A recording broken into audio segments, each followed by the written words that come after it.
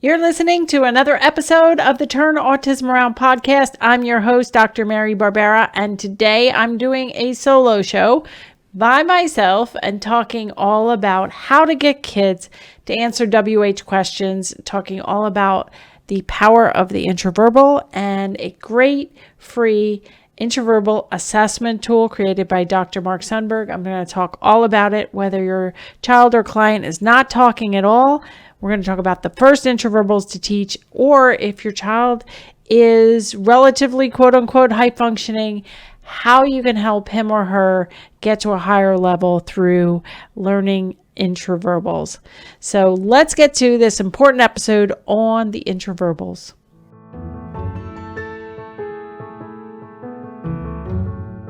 So we are going to talk about teaching a child to answer questions. And we think about conversational skills. If you say, is Lucas conversational? He's actually not conversational. He's 23 years old. But, typically developing, of course, my typically developing son was conversational at 3 or 4 years of age. And that's usually when kids become conversational at 3, 4 years of age. But kids with autism often, some of them do become conversational and some of them don't. But what I've learned over the past 2 decades, and especially since 2003 when I became a Board-Certified Behavior Analyst, is we don't just have to cross our fingers and hope that our child is conversational. There are actually building blocks we can teach to help a child get conversational. So if we think about a conversation, say I run into you at the grocery store and I haven't seen you for a while, and I say, hey, Susie, how have you been? I heard your son graduated from high school. What's he doing? I am asking questions. I'm asking questions. And Susie, assuming she has time, she understands English, she's conversational, she answers. Yeah, he just graduated, he's going to Temple for this or that. Oh, and if she has some more time, and she likes me, and she's not with somebody, she might ask me a question. Well, how have you been doing in the past 2 months since I've seen you? And then I would answer back. So that conversation is made up mostly of what we call advanced Mands, or requests for information, and advanced intraverbals. So you might be like, intraverbals, I don't understand what you're talking about. Where'd you come up with that word? So back in 1957, B.F. Skinner wrote a book called Verbal Behavior. Not about autism, it's about language and the fact that language is a behavior and it can be taught. And so there's a lot in B.F. Skinner's Verbal Behavior book about learning a second language. And up until the point of 1957, and even still now today, many people think that language is just a cognitive thing that happens kind of magically. They don't really believe that language can be broken down and taught as systematically as I know it can, and as B.F. Skinner knew it could. So in the book Verbal Behavior, B.F. Skinner talks about 4 verbal operants, 4 elementary verbal operants, or main verbal operants. So if you said, my child has 10 words, I would want to know how he uses those words. Does he ask for cookie? Does he go around and say car? Does he just label Dora the Explorer characters? Whatever he says. Does he answer questions or sing little songs? So we have 4 operants. The Mand, which is a request. That starts off with just a request for water, cookie, just a basic request. And that doesn't have to be vocal verbal language. That could be a sign. It could even be a gesture. And it can also be crying, like newborn babies demand to be fed, demand to have their diaper changed by crying. So problem behaviors are almost always related to the inability to mand verbally or through signs or through pictures or through a device. So the mand is totally important for so many reasons. And it needs to be the centerpiece of a child's program, child with speech delays or with autism. Okay, the second verbal operant that B.F. Skinner talked about and coined the term is tact, T-A-C-T. Tact, you can remember by coming in contact with one of your senses. So most of the time when we talk about tacts, we talk about things you see. So in my environment, I might see the light in front of me or my phone or a pen, and I label it. So a tact is important, but a lot of times tacts are due to sudden changes. And it doesn't have to just be a visual tact. It could be a smell, like I smell something burning. So that would be a tact. That would be an important tact. If I yelled, I smell something burning to another person, that would be a tact, but it would also be a mand for attention. So a lot of times the mand and the tact are combined. So oftentimes if I see water and I'm thirsty, I might say water if somebody else is in the room and I get water. Now, if I just see water and I take it and I sip it, that's not really a verbal operant. That's a private event that I'm just managing myself. But when we're talking about really little kids or even babies where they're an adult's required to give them a lot of things, that's when we really have to separate it out. Or if I were learning a foreign language, I'd have to learn the name for water, both as a mand, as a tact, and oftentimes we combine those because it's a lot easier to learn language when we have a visual. So mands and tacts, super important. Echoics are certainly important as well. I've done video blogs and a whole podcast on echoic control. The ability for me to say, this is water, or if I were speaking another language, this is ubi, ubi, ubi. I'd be like, okay, I have to know that because I'm going to need water. So let me remember that's ubi. So mand, tact, echoic. And the fourth one that we're going to talk about today is the intraverbal. So the intraverbal, again, coined by Dr. B.F. Skinner. And it is the answer part of a WH question. It's basically like I say something and you say something in response. And unlike an echoic where we have quote unquote point to point correspondence, I say water, you say water, that's an echoic. I say water, now you say drink. Or I say water and you say I like spring water. I like water that's cold or whatever. We are still having me say something, you say something, but they don't match like the echoic matches. So intraverbals are always the hardest operant. So we're going to have mands, tacts, and echoics first. Intraverbals come in later in typically developing children or in a foreign language acquisition. But that intraverbal is super important because most of what we learn in life, most of going to school and listening and learning are intraverbals. And so they're super important. They usually come in for typically developing kids, according to Dr. Mark Sundberg, who wrote the VB-MAPP assessment, usually start to come in around 18 months of age. So the early stuff with intraverbals, I'm going to tell you a little story about Lucas. Before I knew he had autism, before I knew anything about ABA, I mean, he was 2 years old, not even, My husband was starting to get concerned. He brought it up to me. I told him, I don't want to hear it. He doesn't have autism, and went into a deep state of denial, right? But what my husband did do is he started playing around. Neither of us knew anything about how to teach kids to talk. So he goes, hey, watch this. And there used to be a cartoon named Arthur, like a little kid show. And it had a theme song. And so my husband goes, hey, watch this.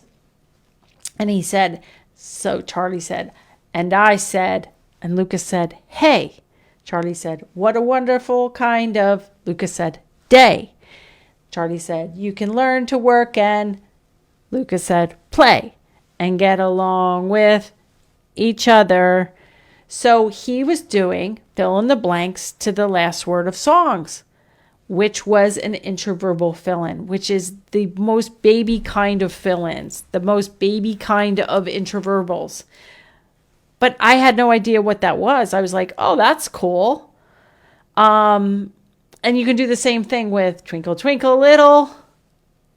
How I wonder what you can do the same thing with prayers. Our Father who art in, hallowed be thy. You can do the same thing with nursery rhymes. Hey diddle diddle, the cat in the fiddle, 1, 2, buckle my shoe. And so in a lot of ways, because of my experience with Lucas early on, when I didn't even know what an intraverbal was, a lot of times with completely non-vocal kids that are not talking at all, I will try to go in the back door with songs and song fill-ins and pairing songs and leaving that last word blank. So that's the early intraverbals. I'll give you another story with a kid who, because I'm going to talk about this intraverbal subtest that Dr. Mark Sundberg created, but I first want to show you how important it is, whether your child's talking, not talking, or your clients, how to quickly assess how high functioning they are, how their language is. Do you need a VB-MAPP assessment? Is this child too high for a VB-MAPP assessment? And this is the way I have found over the past 20 plus years how to assess very quickly. Another story, I was a behavior analyst in a classroom, in a public school autism classroom, and the teacher said, oh, we got a new student, Timmy over there, I forget his name, he's really high functioning, because in our verbal behavior classrooms, we used to have pretty moderate to severe kids, maybe some mild kids, but most of them were not able to be included very much into regular education without an assistant going with them. A lot of times they were able to go to like general inclusion, general ed for specials or for recess or lunch, but academics were particularly hard, especially for the little kids that in the elementary school grades with autism. So she said, this child's really high functioning. Great. So I go over to Timmy, and she told me his name was Timmy, so I go, hey buddy, what's your name? And I think he said Timmy, but he kind of mumbled it. I was just like, okay. And then I said something else, like maybe what's your favorite color? So I'm trying to see if he can answer WH questions. I forget what he said for that. And then I said, hey, what flies in the sky? Which is a very basic question. And he said, he knew like sky and stuff, but he goes, 3, 2, 1, blast off. And, for a second grade student, that's not high functioning. In my book, that's, he has language, great. He has some associations of flies and rockets, and he could maybe answer what's his name and what's your favorite color.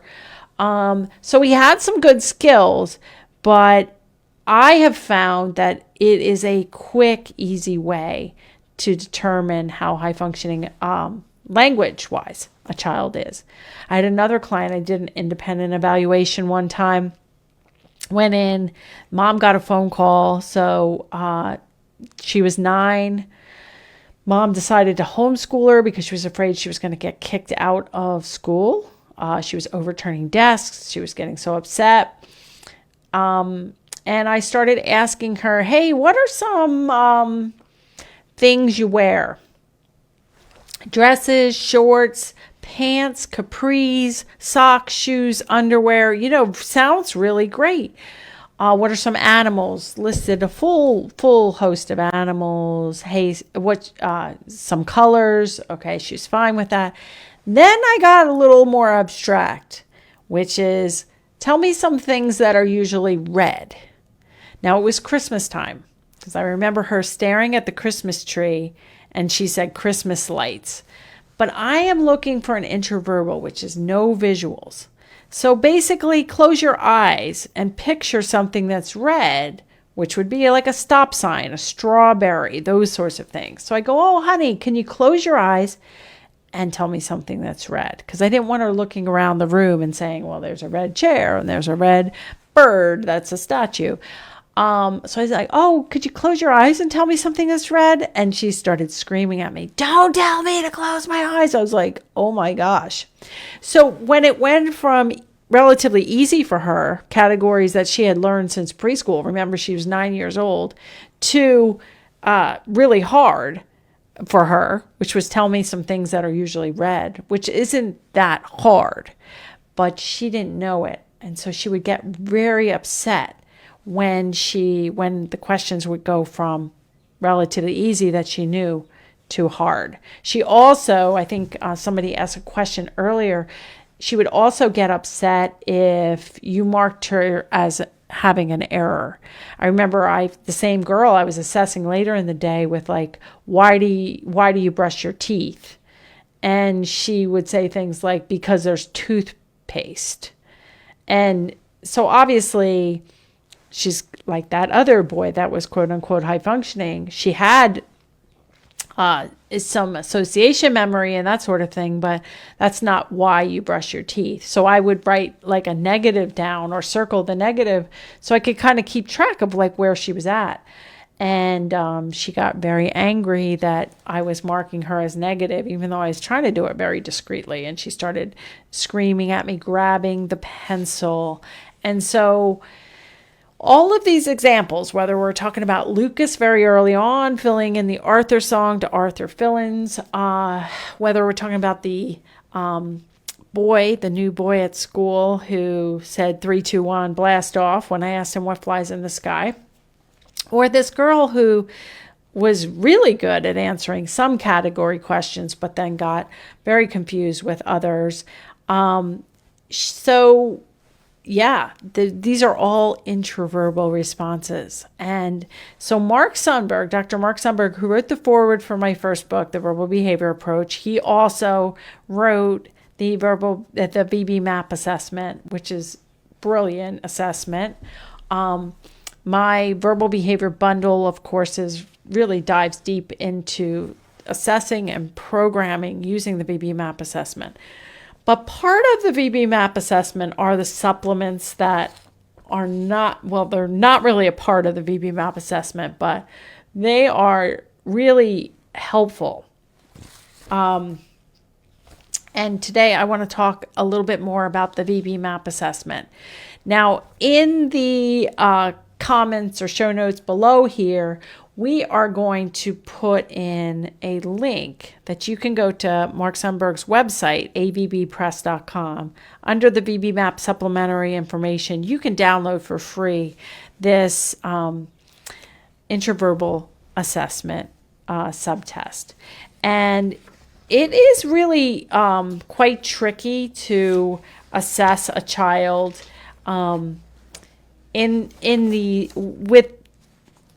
who has deficits, but I think this is the best way I know how to assess kids as quickly as possible.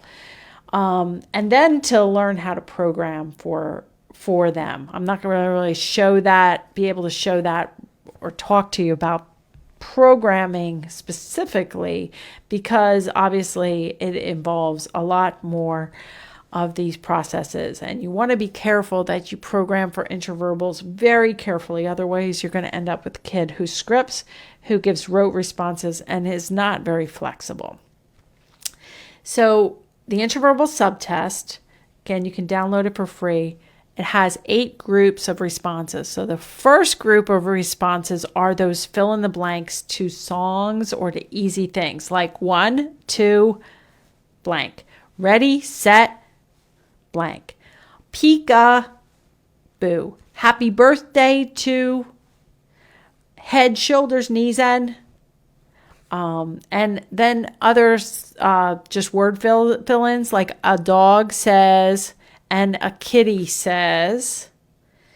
So some song fill-ins and some animal sounds.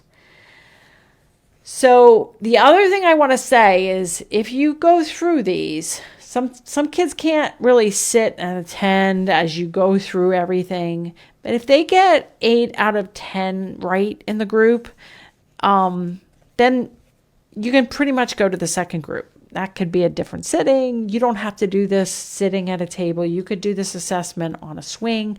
Doesn't require any visuals. In fact, you can't have any visuals. So you can't have a star on the table when you say twinkle, twinkle, little. You can't hold up a star.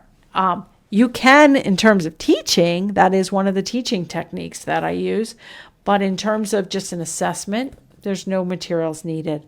I do sometimes like to use a little clicker. I have one here. A little clicker counter. You can just Google online clicker counters. I do like to keep track of especially positive responses. And then I also have this sheet out where I'm actually writing down their responses.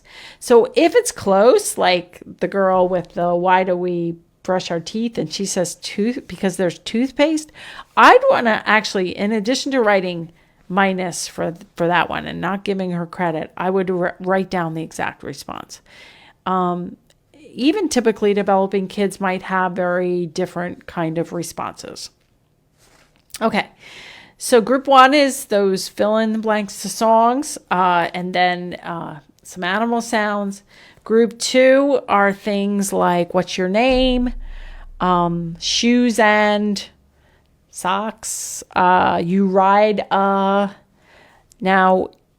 if you say you ride they're supposed to say bike or scooter, if they wagon maybe, but ride a car, I would probably count car as fine because maybe they have a little play car, but you have to be careful about going, well, close enough. Because a lot of kids, especially as you get to the harder questions, will have errors, but they'll be kind of close, but you don't want to overcount. So what's outside, they might say window. Well, you wouldn't want them looking outside as you're saying that. But if they're sitting at a room and they can't really see out the window, but you say what's outside and they say window because they're looking towards, that's wrong. Like outside is like trees, grass, those sorts of things could be correct. So as we get to the groups 3 and 4, they start to get harder. Where is the refrigerator? Where do you take a bath? And so to teach those things in group 4, we would get pictures of the kitchen, pictures of the bathroom. We would teach them features, but you don't want to teach to the test. You don't want to say, so you don't want to just teach a kitty says and a dog says. You want to teach the animal sounds both in that direction and the other direction. Moo moo says the cow. What's a cow say? Or cow says moo moo. And you have to be super careful because if they don't have Mands, if they don't have tacts, you can end up making a really big mess of teaching intraverbals. And then your hardest questions. Now this should be for a typically developing 18-month up to 4-year-old, 5-year-old max. So if you have somebody that you're like, I don't know if he has autism, he's 5, He seems to talk okay to me. I would take this intraverbal assessment. I might only do groups 3, 4, 5, 6, 7, 8, maybe start at 8. If they can get all of group 8, they're probably fine in terms of language. I'm not saying they don't have autism, but in terms of language for a 5-year-old. But if you have an 8-year-old functioning here, then they might not be fine. If they have some holes in here, that means that they're 8 functioning at a 4-year-old level of language, and there's a big gap then. So group 8 are things like what's in a balloon, what do you take to a birthday party? So they might say cake, or so you would want them to answer gift, present, not birthday cake, blow out the candles. Those would be wrong. Where do you go if you're sick? Why do you wear a coat? What do you do before bed? So you can see how these get really tricky. So filling this out is a good first step, but my verbal behavior bundle, bonus videos, it just systematically teaches you what to do so you don't end up making mistakes that are going to cause language to be weirder. So, in summary, whether you have a child that isn't even talking or just saying a few words, know that the first intraverbal skills are going to be fill in the blanks to songs, fill in the blanks to animal sounds, things like that. And then as the child progresses, or if you're getting to a child and they're older, but your language is still not conversational, the best way I know how to assess that intraverbal language is by completing the VB-MAPP supplemental material, which is the intraverbal subtest created by Dr. Mark Sundberg. So I hope you enjoyed that little tutorial on the intraverbal and the importance of doing the intraverbal subtest for both parents and professionals. I think it's super accessible and super important.